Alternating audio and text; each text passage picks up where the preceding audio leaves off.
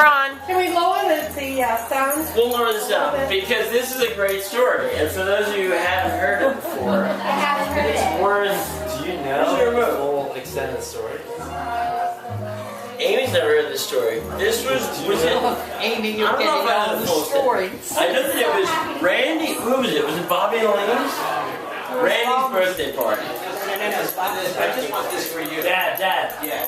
come in here. Okay. We need you as a fact checker. He's not going to remember. He's heard it, but he told it. Okay, so it's Bobby's. We are going on the And the other side is yesterday. So we're recording some stories for the flip cam. what's Mimi's raccoon. Oh, no, wait. You're giving away. You're giving away. Okay. What happened? When Bobby's birthday with the cake and the...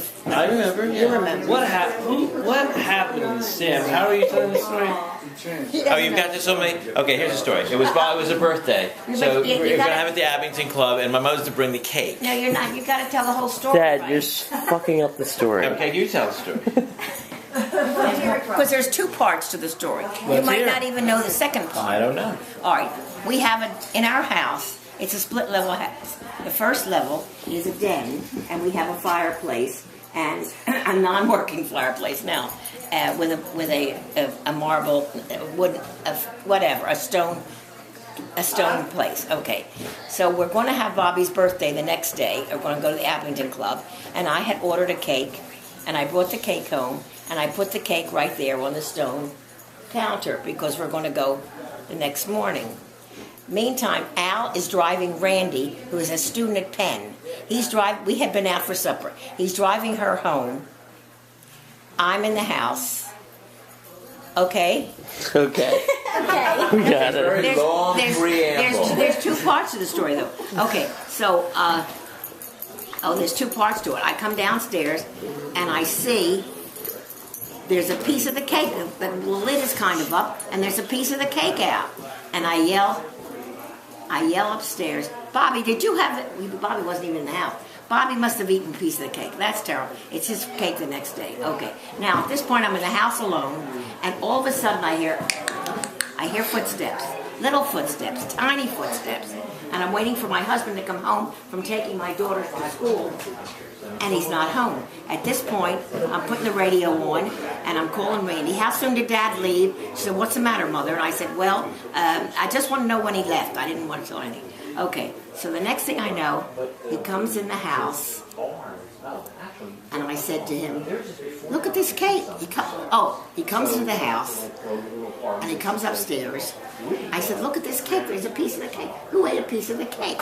He said, I have no idea. I come downstairs with him, and I go into the den, and with this, out from the fireplace jumps two, not one, squirrels. Squirrels? I thought they were raccoons. Squirrels? No, they were raccoons. Raccoons. Two raccoons. And I'm standing there I'm petrified, and my mouth is open, and two raccoons who got just as frightened as I was, and ran behind the sofa. At that point, we had this fireplace screened in. We can't do the floor anymore, and somehow Al got the raccoons out. A week later, I don't know if you know this part about a week later. A week later, we go into the laundry room where our heater is and our boiler and all that, and there's like a screen in front of the heater, and the raccoon is stuck in the screen. Oh my I can't God. figure out how a raccoon got into the screen in the heater.